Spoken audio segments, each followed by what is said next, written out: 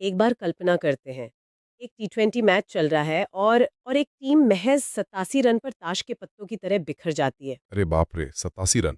मतलब टी20 में तो ये बहुत ही खराब स्कोर है। बिल्कुल।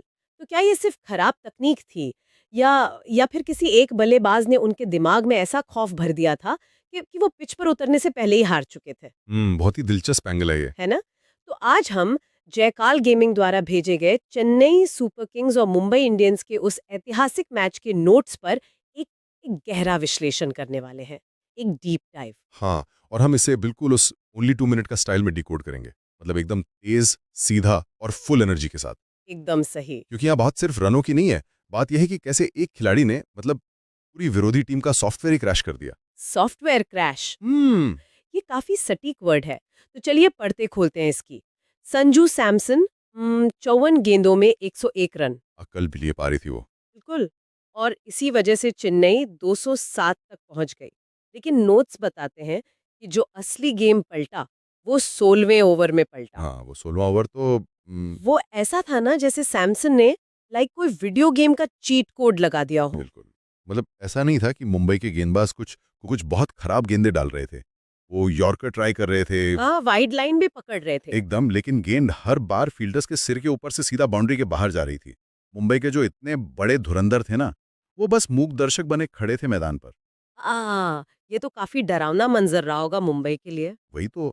यहाँ सबसे ज्यादा हैरान करने वाली बात यह है कि सैमसन सिर्फ रन नहीं बना रहे थे, वो विरोधी टीम की सोच पर, उनके कॉन्फिडेंस पर सीधा प्रहार कर रहे थे। सही बात है। अब देखिए, जब कोई बल्लेबाज आपकी सबसे बेस्ट डिलीवरी को भी स्टैंड्स में फेंकने लगे, तो फिर कप्तान या गेंदबाज का जो पूरा गेम प्लान होता है वो तो धरे का धरा रह जाता है। मतलब आप फील्डिंग बदलते हैं लेकिन बल्लेबाज के पास हर चीज का जवाब है। हाँ, और 200 से ऊपर का स्कोर तो वैसे ही पीछा करने वाली टीम को डरा देता है। लेकिन सैमसन ने आखिरी ओवर्स में जिस जिस बेरहमी से प्रहार किया ना, उसने मुंबई के ड्रेसिंग रूम में एक पैनिक बटन दबा दिया। और वही पैनिक, वही घबराहट हमें उनके रन चेज में भी दिखी। बिल्कुल, देखिए, दूसरी पारी शुरू होने से पहले ही उनके चेहरे बता रहे थे कि वो मानसिक रूप से टूट चुके हैं। और शुरुआत तो किसी बुरे सपने से कम नहीं थी। मतलब शुरुआती 3 ओवर, बोर्ड पर सिर्फ 11 रन। और 3 बड़े विकेट गायब। हाँ, पूरी टीम घिसटते घिसटते सिर्फ 87 रनों पर सिमट गई। लेकिन यहाँ मैं एक पहेली सुलझाना चाहूंगी। जी, बताइए। जब हम 120 रनों की इस विशाल हार को देखते हैं, तो क्या मुंबई सच में सैमसन के 207 रनों के उस पहाड़ जैसे लक्ष्य के डर से हारी? अच्छा सवाल है। गेंदबाजी ने खेल खत्म किया था। देखिए, इन दोनों चीज़ों को अगर हम अलग-अलग देखेंगे तो शायद पूरी तस्वीर समझ ना आए। इन्हें एक चेन रिएक्शन की तरह देखना होगा। चेन रिएक्शन मतलब एक चीज से दूसरी चीज का होना। बिल्कुल। अकील हुसैन और नूर अहमद ने यकीनन बहुत ही शानदार लाइन और लेंथ पर गेंदबाजी की। लेकिन उन्हें जो फ़ायदा मिला ना, वो सैमसन के खौफ से बनी उस ज़मीन का मिला। ओह अच्छा, मतलब वो जो बेस सैमसन ने बनाया। हाँ, क्योंकि टी20 में 120 रन की हार, ये कोई मामूली हार नहीं है।